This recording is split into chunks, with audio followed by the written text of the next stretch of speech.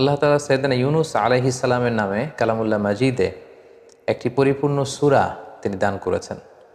এটি হচ্ছে আল কুরআন আল কারীমের ১০ম সূরা, সূরাতু ইউনুস। আল্লাহ তাআলা সাইয়েদনা ইউনুস আলাইহিস সালামকে ইরাকে প্রেরণ করেছিলেন।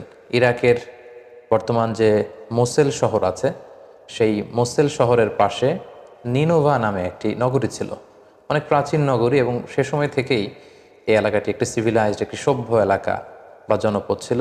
সে এলাকার লোকদের হেদায়েতের জন্য আল্লাহ তাআলা সাইয়েদনা ইউনুস আলাইহিস সালামকে সেখানে প্রেরণ করেন, এবং সেই ইরাকের নিনোভা এলাকাটি আজও বিস্তীর্ণ এলাকা জুড়ে সেখানকার সেই জনপদের বা সেই সিভিলাইজেশনের ধ্বংসাবশেষ কিন্তু আজও সেখানে সংরক্ষিত রয়েছে।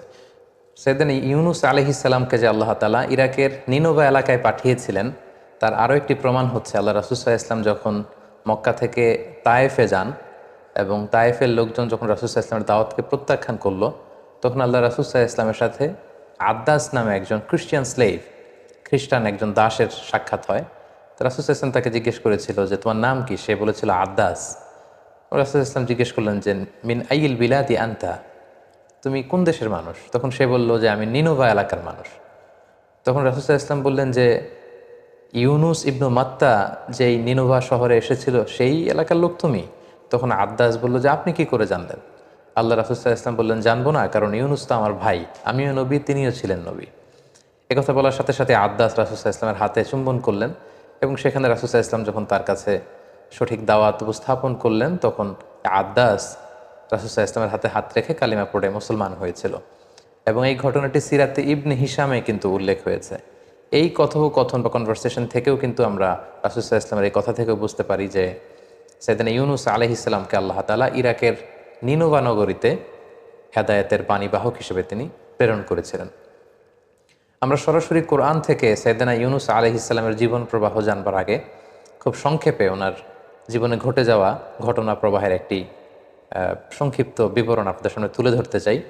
নিনোভা এলাকাতে যখন সাইয়েদনা ইউনুস আলাইহিস সালাম তাওহীদের দাওয়াত দিলেন, বরাবরের মতো অন্যান্য নবীদেরকে যেমনি প্রত্যাখ্যান করা হয়, তেমনি সাইয়েদনা ইউনুস আলাইহিস সালামের দাওয়াতকেও নিনোভা এলাকার লোকেরা প্রত্যাখ্যান করলো।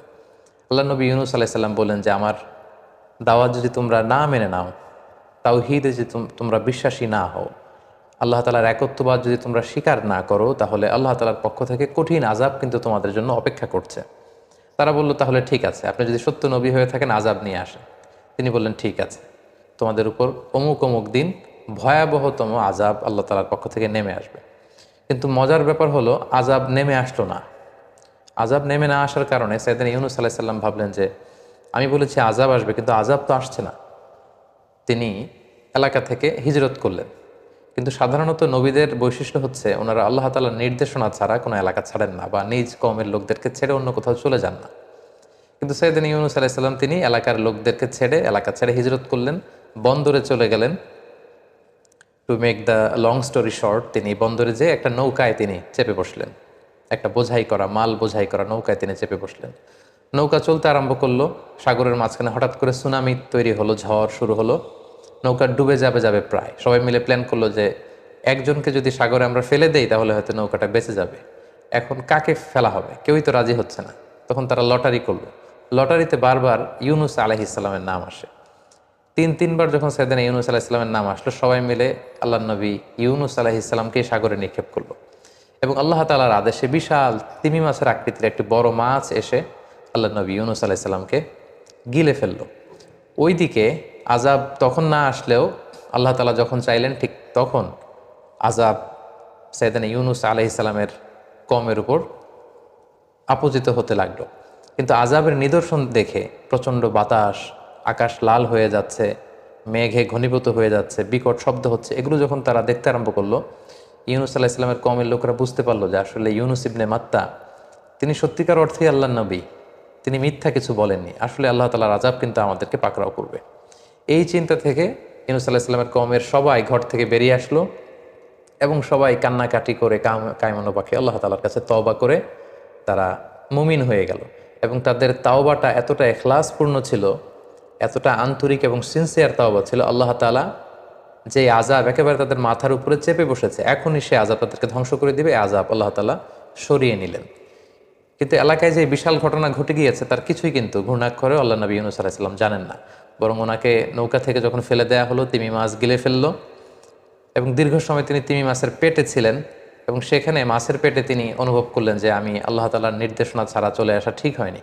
তখন তিনি তার বিখ্যাত সেই দোয়াটি পড়তে আরম্ভ করলেন, লা ইলাহা ইল্লা আনতা সুবহানাকা ইন্নী কুনতু মিনাজ জালিমিন। অর্থাৎ, হে আল্লাহ, আপনি ছাড়া কোনো ইলাহ নেই, আমি ভুল করেছি, আমি জালেমদের অন্তর্ভুক্ত। উনি যখন আল্লাহ তাআলার প্রশংসা করলেন, তাসবিহ পাঠ করলেন, আল্লাহ তাআলা তিমি মাছকে আদেশ করলেন যাতে ইউনুস আলাইহিস সালামকে সাগরের তীরে কোথাও ফেলে দিয়ে আসে। সেখানে ফেলে দিয়ে আসা হলো। সেখানে আল্লাহ তাআলা লতা, গুল্মলতা, গাছপালা তৈরি করলেন। ইউনুস আলাইহিস সালাম সেখান থেকে সুস্থ হয়ে আবার এলাকায় ফিরে আসলেন এবং ওনার হাতে হাত রেখে ওনার সব উম্মত, ওই এলাকার সব লোক আল্লাহ নবী ইউনুস আলাইহিস সালামের কাছে ঈমান এনে তারা মুসলিম হয়ে গেল। এটি ছিল খুব সংক্ষেপে আল্লাহ নবী ইউনুস আলাইহিস সালামের ঘটনা। এবার আমরা সরাসরি কালামুল্লাহ মাজিদ থেকে সাইয়েদনা ইউনুস আলাইহিস সালামের ঘটনা প্রবাহগুলো শুনবার চেষ্টা করব। সূরাতুস সাফফাতে আল্লাহ তাআলা ইরশাদ করছেন, ওয়া ইন্না ইউনুস মিনাল মুরসালিন। ইউনুস হচ্ছে রাসূলদের অন্তর্ভুক্ত। ইয আবাকা ইলাল ফুলকিল মাশহুন। স্মরণ করুন সে সময়ের কথা যখন সে বোঝাই করা একটা জাহাজের দিকে চলে গেল ইউনুস আলাইহিস সালাম।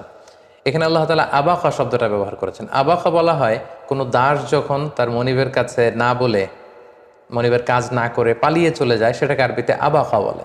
তাহলে আল্লাহ তাআলা কেমন যেন একটু ভর্ৎসনার সুরেই এখানে ব্যবহার করতে চাইছেন যে আমার নির্দেশনা ছাড়া, আমাকে না জানিয়ে, আমি বলার আগেই ইউনুস বোঝাই করা নৌকায় যে আরোহণ করলো। ফাসাহামা ফাকানা মিনাল মুদহাদিন। এবং সেখানে আমরা জানি যে লটারি করা হলো। ঝড়ের কবলে যখন নৌকাটি পড়লো বা জাহাজটি পড়লো, একজনকে জাহাজ থেকে সাগরে নিক্ষেপ করতে হবে, সেটা কে হবে সেটা ফিক্স করার জন্য লটারি করা হলো এবং সে লটারিতে ফাকানা মিনাল মুদহাদিন, ইউনুস আলাইহিস সালাম লটারিতে হেরে গেলেন, তার নামই আসলো বারবার। তাহলে ইউনুস আলাইহিস সালামকে ফেলে দেয়া হলো। ফালতাকাতাহুল হুত। হুত বলা হয় বড় সাইজের যে সাগরের মাছগুলো, কাইন্ড অফ ওয়েল টাইপের, যেগুলো নীলতিমি টাইপের, এরকম বড় একটি মাছ এসে আল্লাহর নবী ইউনুস আলাইহিস সালামকে আস্ত গিলে ফেললো। ওহুয়া মুলিম। তিনি তখন নিজেকে ভর্ৎসনা করছিলেন এবং তিনি তখন বুঝতে পেরেছিলেন যে আমার আসলে আল্লাহ তাআলার নির্দেশনা ছাড়া নিজে নিজে এখানে চলে আসাটা ঠিক হয়নি। ফালাউলা আন্নাহু কানা মিনাল মুসাব্বিহিন। আল্লাহ তাআলা বলছেন, সে যদি সেদিন তাসবিহ না পড়তো। আমরা জানি যে তিনি মাছের পেটে ঢুকে যাওয়ার পরপর তিনি রিয়েলাইজ করলেন যে আমার ঠিক হয়নি এমনটি আসা, এবং তখনই তিনি পড়তে আরম্ভ করলেন, লা ইলাহা ইল্লা আনতা সুবহানাকা ইন্নী কুনতু মিনাজ জালিমিন। আল্লাহর নামের তাসবিহ জপছিলেন তিনি সে মাছের পেটের ভেতরে। আল্লাহ বললেন, ফালাউলা আন্নাহু কানা মিনাল মুসাব্বিহিন। সে যদি, ইউনুস যদি সেদিন মাছের পেটের ভেতরে তাসবিহ না পড়তো, লা লাবিসা ফি বাতনিহি ইলা ইয়াউমি ইউবআসুন। কিয়ামত পর্যন্ত সে মাছের পেটের ভেতরে থেকেই যেত।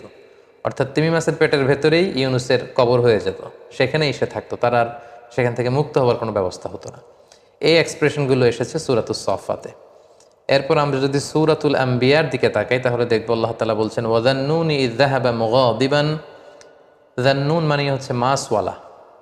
ইউনুস আলাইহিস সালামকে কিন্তু কোথাও বলা হয়েছে ইউনুস, কোথাও বলা হয়েছে যান্নুন মানে মাছওয়ালা, আরেক জায়গায় বলা হয়েছে সাহিবুল হুত, এর অর্থ হচ্ছে মাছওয়ালা। যেহেতু মাছ নবীকে গিলে খেয়েছিল, কোরআনে বর্ণিত 25 জন নবীর কারো ক্ষেত্রে এরকম আজীব বা অদ্ভুত ধরনের কোনো ঘটেনি আমরা জানি, শুধু ইউনুস আলাইহিস সালামের ক্ষেত্রে ঘটেছে। সো ওনার সাথে যেহেতু মাছের ঘটনার সম্পর্ক, আল্লাহ তাআলা বারবার মাছওয়ালা এটা তিনি উল্লেখ করেছেন। ওয়াযান্নুন মাছওয়ালা অর্থাৎ ইউনুস আলাইহিস সালাম ইয যাহাবা মুগাদিবান, যখন তিনি রাগ করে চলে গেলেন, তাহলে তিনি জাতিগোষ্ঠীর কল্যাণের জন্য তিনি জনপরিসরে তাওহীদের বাণী প্রচার করলেন, আখিরাতের কথা প্রচার করলেন, কিন্তু তার এলাকার লোকেরা, কমের লোকেরা প্রত্যাখ্যান করলো, রিজেক্ট করলো ইউনুস আলাইহিস সালামের দাওয়াতকে। এই দাওয়াতকে গ্রহণ করলো না, ওনাকে নবী হিসেবে স্বীকৃতি দিল না। উনি বারবার দাওয়াত দিয়েই যাচ্ছেন কিন্তু কেউ কথা শোনে না, ফলে তিনি রাগান্বিত হয়ে গেলেন, যেটা সাধারণত নবীদের গুণ নয়। কিন্তু তিনি রেগে গেলেন প্রচণ্ড।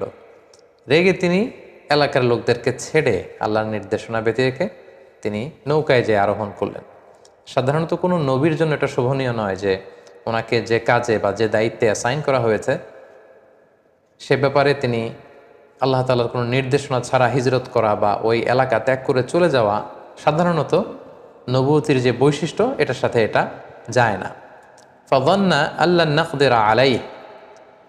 ইউনূস আলাইহিস সালাম ধারণা করেছিলেন যে আল্লাহ এই ব্যাপারে আমাকে পাকড়াও করবেন না, কারণ আমি আমার দায়িত্বের রেসপন্সিবিলিটি যেটা ছিল সর্বোচ্চ পালন করেছি, তারা আমার কথা মানছে না, আমি এখানে থেকে কি হবে, এরকম একটা চিন্তা থেকে তিনি সেখান থেকে চলে গেলেন।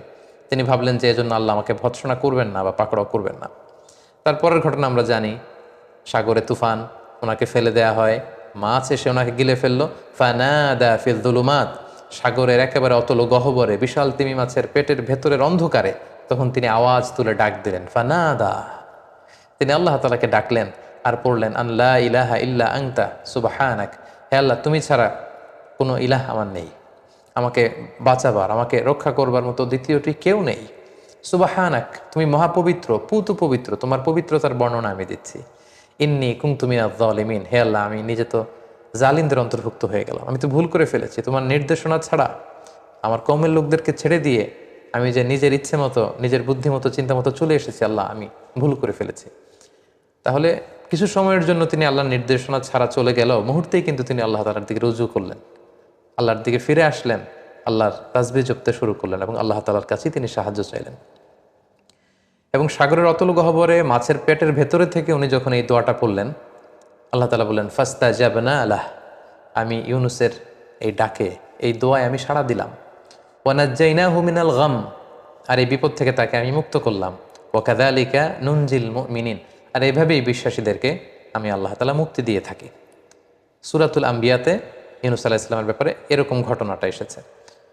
সূরাতু ইউনুসের ৯৮ নম্বর আয়াতে আল্লাহ তাআলা বলছেন, ফালাউলা কানাত ক্বরিয়াতুন আমানাত ফানাফাআহা ঈমানুহা ইল্লা কওমা ইউনুস, অর্থাৎ পৃথিবীতে এরকম কোনো জাতির ক্ষেত্রে ঘটেনি যে আযাব দেখার পরে তারা ঈমান আনতে শুরু করেছে আর তাদের ঈমান কাজে এসেছে, আল্লাহ আযাব সরিয়ে নিয়েছে। এরকম ঘটনা গোটা বিশ্বের ইতিহাসে বিরল, শুধুমাত্র কেবলমাত্র ইউনুস আলাইহিস সালামের ক্ষেত্রে এটা ঘটেছে।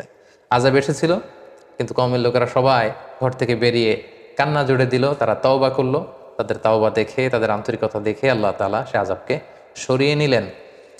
লাম্মা আমানু, তারা যখন ঈমান আনলো, আল্লাহ বললেন, কাশাফনা আনহুম আযাবাল খিজি ফিল হায়াতিদ দুনিয়া, এই দুনিয়ার জীবনের যে লাঞ্ছনাকর আযাব বা শাস্তি, এটা আমি সরিয়ে নিলাম। ওয়া মাত্তা'নাহুম ইলা হিন, এবং তাদের যতদিন পৃথিবীতে থাকবার কথা ছিল ততদিন থাকবার সুযোগ আমি আল্লাহ তাআলা তাদেরকে দিয়ে দিলাম। সূরাতুস সাফফাতের ১৪৫ নম্বর আয়াত থেকে ১৪৭ নম্বর আয়াতে আল্লাহ তাআলা সেখানে এই ঘটনাটি এভাবে এনেছেন। আল্লাহ তাআলা ইরশাদ করছেন, ফানাবাযনাহু বিল আরাই ওয়া হুয়া সাকিম, অর্থাৎ আমি ইউনুসকে মাছের পেট থেকে বের করে সাগরের তীরবর্তী কোনো একটা এলাকায়, কোনো একটা আইল্যান্ডে বা সি শোরে, সাগরের তীরে আমি নিক্ষেপ করবার ব্যবস্থা করলাম, নিক্ষেপ করলাম এমন অবস্থায় যে হুয়া সাকিম, সে অত্যন্ত অসুস্থ ছিল।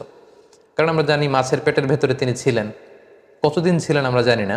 অনেক মুফাসসিরিনে ইকরাম বিভিন্ন বর্ণনা এসেছে যে কেউ বলেছে ১ দিন, কেউ ৩ দিন, ৭ দিন, এমনকি ৪০ দিনের বর্ণনা পর্যন্ত পাওয়া যায়।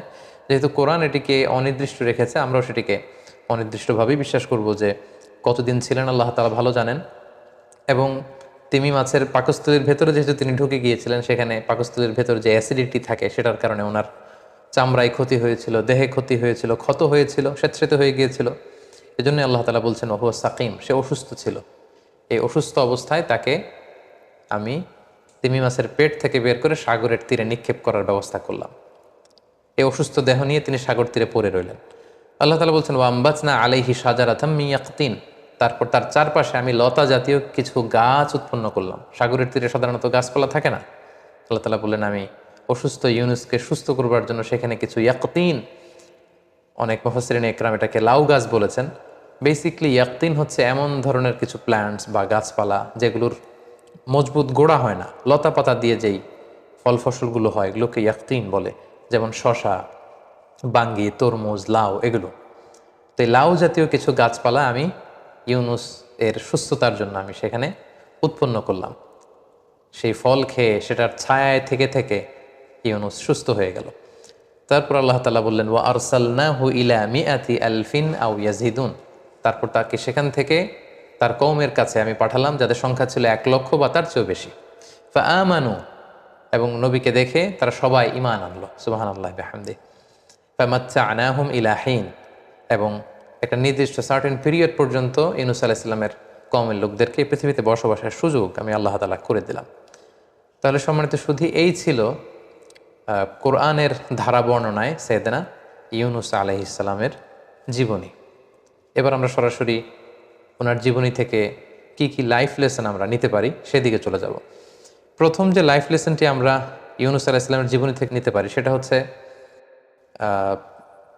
রেগে যাওয়া থেকে আমাদেরকে সাবধানে থাকতে হবে। কারণ ইউনুস আলাইহিস সালাম দাওয়াত দিতে দিতে যখন দেখলেন যে কেউ তার কথা শোনে না, উনি রেগে গেলেন। আমরা প্রায় বলি যে রেগে গেলেন তো হেরে গেলেন। ইযযাহাবা মুগাদিবান, যখন ইউনুস রেগে মেগে এলাকার লোকদের ছেড়ে হিজরতে চলে গেল আমার নির্দেশনা ছাড়া। এবং এটাকে আল্লাহ তাআলা নেগেটিভলি এখানে আয়াতে উপস্থাপন করেছেন। তার মানে আল্লাহ তাআলা বোঝাতে চাইলেন যে ইউনুসের এটা ঠিক হয়নি। তার মানে আমরা রাগ করে সাধারণত যে ডিসিশনগুলো নেই এগুলো সাধারণত ঠিক হয় না। এবং আমি প্রায় বলি যে রাগ হচ্ছে ঝড়ের মতো। ঝড় যেমনি এক পাশ থেকে এসে সব কিছু ভেঙে চুরে লন্ড ভণ্ড করে তছনছ করে দিয়ে আরেক পাশ দিয়ে চলে যায়, রাগও এরকম। রাগ এসে বন্ধুর সাথে বন্ধুর সম্পর্ক নষ্ট করিয়ে দেয়, ভালোবাসার সম্পর্কগুলোতে টানাপোড়েন তৈরি করে। এবং রাগটা যখন আসে তখন টের পাওয়া যায় না। রাগের কারণে আমরা যা করে ফেলি, রাগ চলে যাওয়ার পরে আমরা তখন বুঝি যে হায় রে, কী সিদ্ধান্ত নিলাম, কি করলাম, এটা তো ঠিক হয়নি। সো রাগ যাতে আমাদেরকে কনজিউম করতে না পারে। আপনি যদি বারবার শুধু রেগে যান, রাগান্বিত ব্যক্তি তার নিজের সিদ্ধান্ত নেওয়ার ক্ষমতাকে শয়তানের হাতে ছেড়ে দেয়। সে নিজে আর সিদ্ধান্ত নেয় না, তার সিদ্ধান্ত তখন শয়তান করে দিতে শুরু করে। সো প্রথমে লেসন থেকে আমরা যেটা জানতে পারলাম যে একজন বিশ্বাসী হুট করে রেগে যাবে না, বরং সে কুল হেডেড হবে, সে ঠান্ডা মাথায় তার যে দায়িত্ব সেটি সে পালন করবে। 2 নম্বর যে শিক্ষাটি আমরা ইউনুস আলাইহিস সালামের জীবনী থেকে পাই সেটা হচ্ছে দাওয়াতি কাজে ধৈর্যের খুব দরকার। দাওয়া উইথ প্যাশন্স, এটা কম্পালসারি, ইটস মাস্ট, এটা লাগবেই। বাংলা একটা কথা বলা হয় যে সয়ে যাও রয়ে যাবে। যে সয়ে যেতে পারে সে রয়ে যেতে পারে। সো ধৈর্যের কোনো বিকল্প নেই। এবং ইউনুস আলাইহিস সালামের এই ঘটনার অবতারণা কালামুল্লাহ মাজিদে করবার মধ্য দিয়ে কিন্তু আল্লাহ তাআলা বিশ্বনবীকে মূলত সান্ত্বনা দিচ্ছেন যে নবী, আপনাকে মক্কার কুরাইশরা কেউ পাগল বলে, কেউ কবি বলে, কেউ গণক বলে, কেউ জাদুকর বলে, কেউ মিথ্যাবাদী বলে, আপনি রেগে যাবেন না নবী। ইউনুস যেমনি তার কওমের লোকদের উপর রেগে আমার নির্দেশনা ছাড়াই চলে গিয়েছিল, আপনি আবার এরকম রেগে মেগে মক্কা ছেড়ে কোথাও চলে যাবেন, অন্য কোথাও চলে যাবেন না। এবং সেটি আল্লাহ তাআলা সূরাতুল কালামে খুব সুন্দর করে তিনি বলেছেন যে ফসবির লি হুকমি রাব্বিক, হে নবী, আপনার রবের যে ফায়সালা আপনি এতে ধৈর্য ধারণ করুন। ওয়ালা তাকুন কা সাহিবিল হুত, ওই মাছওয়ালা মানে আমার নবী ইউনুসের মতো হবেন না। ইয নাদা ওয়া হুয়া মাকদুম, সে নির্দেশনা ছাড়া চলে যাওয়ার কারণে বিপদে পড়েছিল, কিন্তু বিপদে পড়ে আবার ঠিকই আমাকে ডেকেছিল, আমি তাকে রেহাই দিয়েছিলাম। এবং ইউনুস আলাইহিস সালামের এই ঘটনা বারবার বিভিন্ন আয়াত বিভিন্ন সূরায় বর্ণনা করার মধ্যে দিয়ে কিন্তু মূলত আল্লাহ তাআলা বিশ্বনবীকে সান্ত্বনা দিয়েছেন যে নবী, আপনি রেগে যাবেন না, ধৈর্য ধারণ করুন। সূরাতুল মুজাম্মিল আল্লাহ তাআলা বলছেন ওয়াসবির আলা মা ইয়াকুলুন ওয়াহজুরহুম হাজরান জামিলা, নবী হে, ওরা কি বলে আপনি ভ্রুক্ষেপ করবেন না, just don't care, ignore them, তাদের এই কথাবার্তাগুলোকে আপনি ইগনোর করুন এবং আপনি ধৈর্য ধারণ করুন। তাহলে ইউনুস আলাইহিস সালামের জীবনী থেকে 2 নম্বর শিক্ষা হচ্ছে যে আমরা যখন দাওয়াতি কাজ করব আমাদেরকে প্রচণ্ড ধৈর্যের সাথে দাওয়াতি কাজ করতে হবে। বাধা বিপত্তি, বিরূপ মন্তব্য, নানা ধরনের প্রতিকূলতা, বাজে কমেন্টস এগুলো আসবে, কিন্তু ধৈর্য হারানো যাবে না। বিশ্বাসীরা কখনো ধৈর্য হারায় না। সেদিন ইউনুস আলাইহিস সালামের জীবনী থেকে বা ঘটনা প্রবাহ থেকে আমরা 3 নম্বর যে শিক্ষাটা পাই সেটা হচ্ছে পাওয়ার অফ তাওবা। তাওবার যে কত শক্তি সেটা কিন্তু আমরা এই ঘটনা থেকে জানলাম। যে নিশ্চিত আল্লাহ তাআলার আযাব এসে এই নিনভা নগরীকে একেবারে ধ্বংস করে দিবে, ধূলিসাৎ করে দিবে, মাটির সাথে মিশিয়ে দিবে। কিন্তু তারা যখন ভুল বুঝতে পারলো, তারা যখন অনুতপ্ত হলো, তারা যখন অনুশোচনায় কাতর হয়ে আল্লাহ তাআলার কাছে কায়মনে বাক্যে ক্ষমা চাইলো, তারা যখন ফিরে আসলো, তারা যখন একনিষ্ঠভাবে তাওবা করলো, আল্লাহ তাআলা সেই সাক্ষাৎ শাস্তিকে তিনি ওনার মেহেরবানিতে তিনি সরিয়ে নিলেন, উঠিয়ে নিলেন। তাহলে তাওবার কত শক্তি, দ্য পাওয়ার অফ তাওবা, এটা আমরা এই ঘটনা থেকে খুব স্পষ্ট জানতে পারি। অনেকে এখানে প্রশ্ন করে থাকেন যে আযাব যখন চলেই এসেছে, আযাব যখন দেখা যাচ্ছে, তখন আর তাওবা করে লাভ কি? তাওবা তো এর আগে করতে হয়। এটা বলতে যে অনেকে বলেন যে ফেরাউনও তো ঈমান এনেছিল যখন সে ডুবে যাচ্ছিল। ফেরাউন তখন বলতেছিল যে আমানতু আন্নাহু লা ইলাহা ইল্লাল্লাযী আমানাত বিহি বানু ইসরাঈল ওয়া আনা মিনাল মুসলিমিন। বনি ইসরাইলের লোকজন যার উপর ঈমান আনে, আমি ফেরাউনও সে আল্লাহর উপর ঈমান আনলাম। আল্লাহ বললেন আল আন, এখন অনেক বাড়াবাড়ি তুমি করেছো, দ্য টাইম ইজ আপ, সময় শেষ। অনেকে প্রশ্ন তুলে থাকেন যে ফেরাউনও তো লোহিত সাগরে যখন হাবুডুবু খাচ্ছিল, তার রুহু বের হওয়ার আগে সে হাত তুলে বলেছিল আনা মিনাল মুসলিমিন, আমি ইমান আনলাম। তো আল্লাহ ফেরাউনের ইমান কবুল না করে ইউনুস আলাহ ইসলামের পুরো কওমের তাওবাকে কেন কবুল করলেন, তাদের ইমান কেন গ্রহণ করলেন, আজাব দিতে যেও সরিয়ে নিলেন কেন? এর কারণ হচ্ছে নিনোভা অঞ্চলের লোকদেরকে এর আগে কোনো নিদর্শন দেখানো হয়নি। এই প্রথম তারা আজাবের ঘনঘটা দেখা মাত্রই তাদের অন্তরে আল্লাহর ভয় চলে এসেছে, তারা একনিষ্ঠভাবে তাওবা করেছে। কিন্তু ফেরাউনের ব্যাপারটা ছিল ভিন্ন।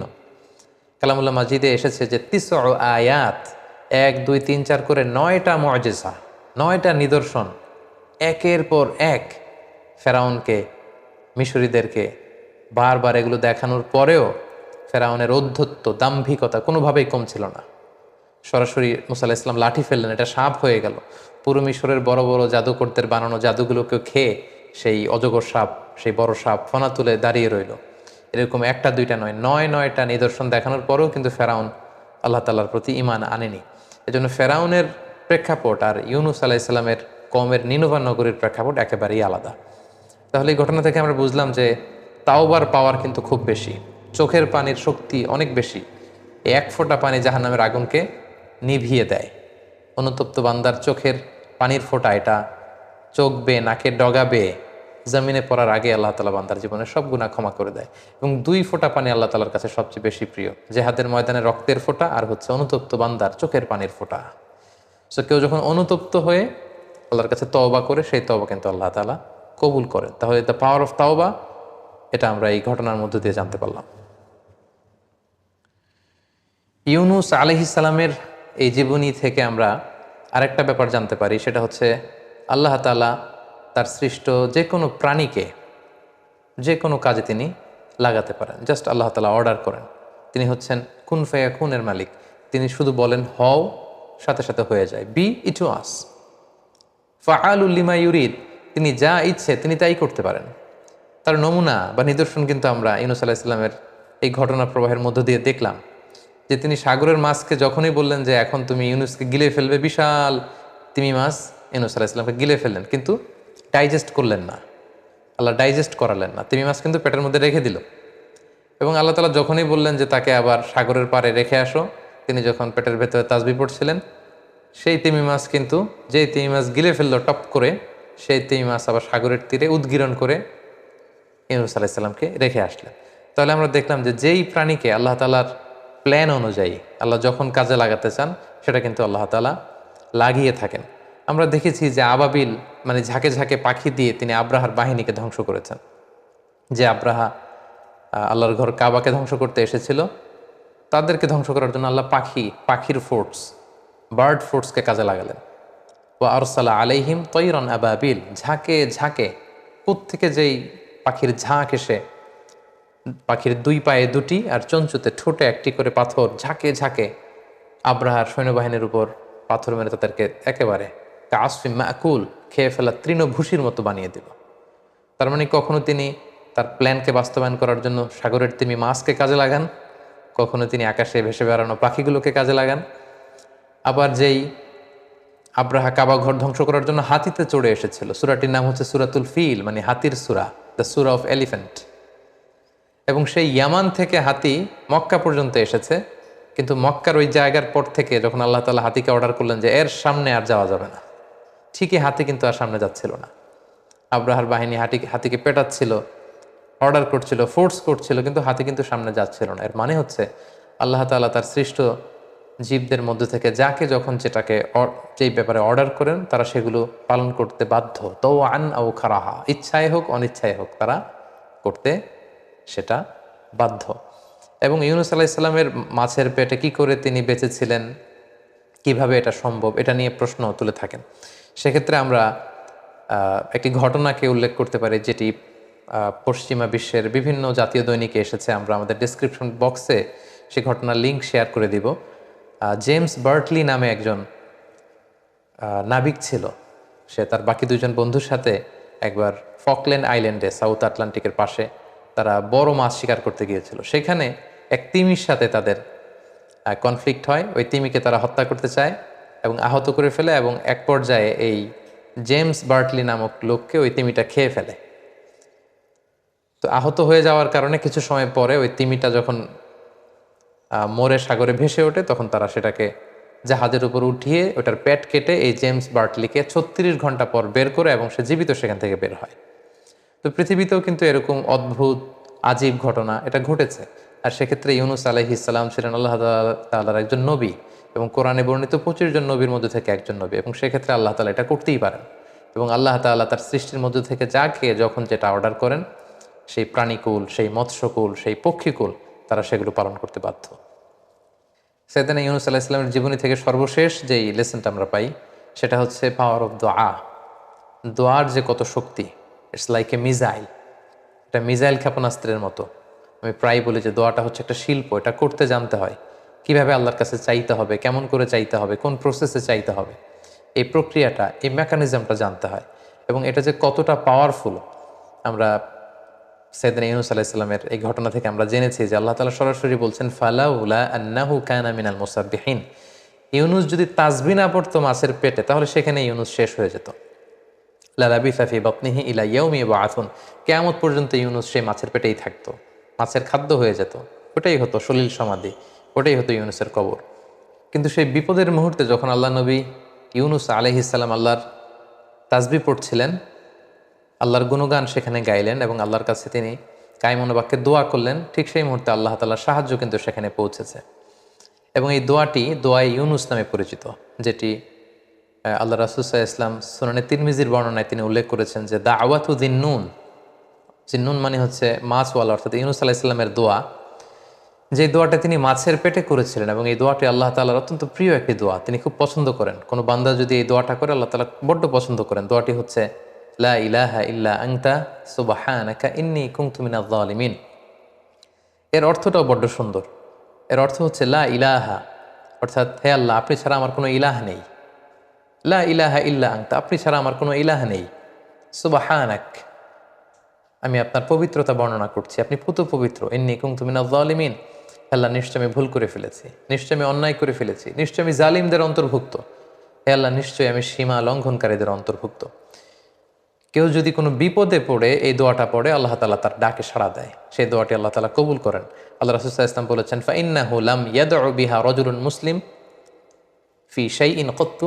কোনো বিপদে পড়ে, কোনো প্রেক্ষাপটে, কোনো কাজে কোনো মুসলিম যদি এই দোয়াটি পড়ে, ইল্লাস্তাজাবাল্লাহু লাহ, আল্লাহ তাআলার সাথে সাথে তার বিপদ থেকে তাকে উদ্ধার করেন, তাকে মুক্তি দান করেন, তার ডাকে আল্লাহ তাআলা সাড়া দেন। তাই আমরা আমাদের চলতি পথে জীবনে যখনই আমরা বিপদের সম্মুখীন হব, যখনই কোনো ক্রাইসিস মোমেন্টে পড়ব, আমরা যেন সাইয়েদনা ইউনুস আলাইহিস সালামের এই দোয়াটি পড়ি, যেটা আমরা দোয়া ইউনুস হিসেবে সবাই চিনে থাকি, লা ইলাহা ইল্লা আনতা সুবহানাকা ইন্নী কুনতু মিনাজ জালিমিন। তাহলে সেই সাগরের অতল গহ্বরে, অন্ধকার তিমি মাছের পাকস্থলীর ভেতরে সাইয়েদনা ইউনুস আলাইহিস সালামকে আল্লাহ তাআলা যেমনি সাহায্য করেছিলেন, তার ডাকে সাড়া দিয়েছিলেন, তাকে বিপদমুক্ত করেছিলেন, আমাদের বিপদকালীন সময়ে আল্লাহ তাআলা আমাদেরকে বিপদ থেকে রক্ষা করবেন, বিপদ থেকে তিনি আমাদেরকে মুক্তি দিবেন। আল্লাহ তাআলা আমাদের সবাইকে কথাগুলো বোঝার, আমল করবার তৌফিক দান করুক। হাদা মা ইনদি ওয়াল ইলমু ইনদাল্লাহ আলাইহি তাওয়াক্কালতু ওয়া ইলাইহি উনীব। ওয়াসসালামু আলাইকুম ওয়া রাহমাতুল্লাহ।